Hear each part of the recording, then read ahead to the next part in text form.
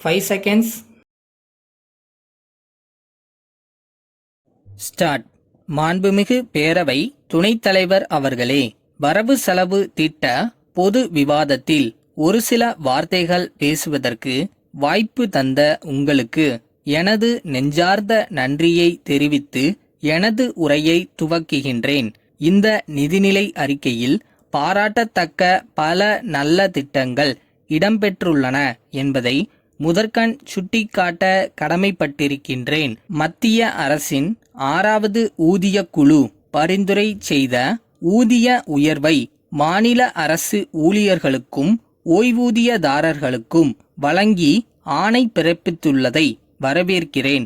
இதனால் அவர்கள் மேலும் உற்சாகத்துடனும் கடமையுணர்வுடனும் அரசின் நலத்திட்டங்களை மக்களிடம் கொண்டு போய் சேர்க்க பாடுபடுவார்கள் என்று நம்புகிறேன்.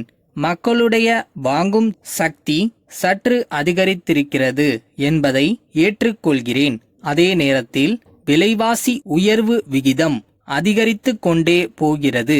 வெளி சந்தையில் அரிசியின் விலை கிலோ ரூபாய் 30க்கு உயர்ந்துள்ளது.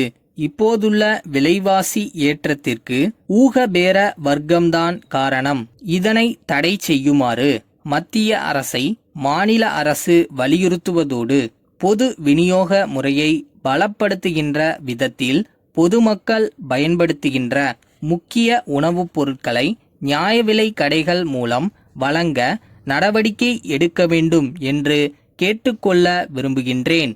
ஒவ்வொரு கடையிலும் 100% உணவுப் பொருட்களை தட்டுப்பாடு இன்றி அளிப்பதற்கு தமிழக அரசு உறுதியளிக்க வேண்டுமென்று வலியுறுத்தி கேட்டுக்கொள்கின்றேன். கூட்டுறவு சங்க தேர்தலை பொறுத்தவரை உள்ளாட்சிகளுக்கான தேர்தலை நடத்த மாநில தேர்தல் ஆணையம் உள்ளது போன்று தனி அமைப்பு ஒன்றை ஏற்படுத்தி தேர்தலை நடத்த அரசு எண்ணியுள்ளது என்று இந்நிதிநிலை அறிக்கையில் குறிப்பிடப்பட்டுள்ளது. எனினும் இதனை காலம் தாழ்த்தாமல் உடனடியாக செய்து விரைவில் கூட்டுறவு அமைப்புகளுக்கான தேர்தலை நடத்தினால்தான் தனி அதிகாரிகளின் கட்டுப்பாட்டிலிருந்து கூட்டுறவு அமைப்புகளை மீட்க முடியும் என்ற எனது கருத்தை இந்த நேரத்தில் தெரிவிக்க விரும்புகிறேன். தரிசு நில மேம்பாட்டு திட்டத்தை பற்றி ஒரு சில கருத்துக்களை தெரிவிப்பது என் கடமை என்று கருதுகிறேன்.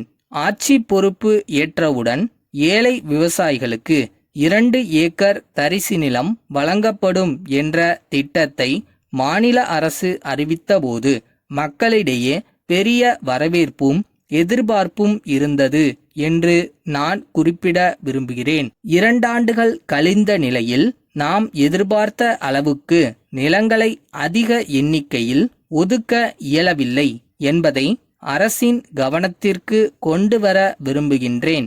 இதற்கு அரசு தரப்பில் பல்வேறு காரணங்கள் சொல்லப்படுகின்றன. இதில் உள்ள பிரச்சனைகளை தீர்த்து விரைவில் ஏழை எளிய விவசாயிகளுக்கு 2 ஏக்கர் நிலம் வழங்கிடும் திட்டத்தை மேலும் விரைவாக செயல்படுத்த வேண்டும் என்று கேட்டுக்கொள்ள கடமைப்பட்டிருக்கின்றேன். கல்வியை பொறுத்தவரை நாம் ஒவ்வொரு ஆண்டும் பள்ளிகளை தரம் உயர்த்துகின்ற போது தவறாமல் ஆசிரியர் பணியிடங்களையும் நிரப்ப நடவடிக்கை எடுக்க வேண்டும் என்று நான் கேட்டுக்கொள்கிறேன். கோயில் நிலங்களில் குடியிருப்பவர்களுக்கு பட்டா வழங்குவதை பற்றியோ பெரிய நில சொந்தக்காரர்களிடம் உபரியாக உள்ள நிலத்தை எடுத்து ஏழை மக்களுக்கு பிரித்து கொடுக்கும் திட்டம் பற்றியோ இந்த நிதிநிலை அறிக்கையில் குறிப்பிடப்படவில்லை என்பதை சுட்டிக்காட்ட விரும்புகிறேன். அரசு இதில் கவனம் செலுத்தி ஆவண செய்ய வேண்டுமென்று கேட்டுக்கொள்கிறேன். அடுத்து வீட்டு மனை பட்டாக்கள் வழங்குவதை பற்றி குறிப்பிட ஆசைப்படுகின்றேன். இந்த அரசு கடந்த 3 ஆண்டுகளில் சுமார் 4 லட்சம் வீட்டுமனை பட்டாக்களை இலவசமாக அளித்து சாதனை புரிந்துள்ளது. இதை மக்கள் அனைவரும் பாராட்டி மகிழ்ந்தனர்.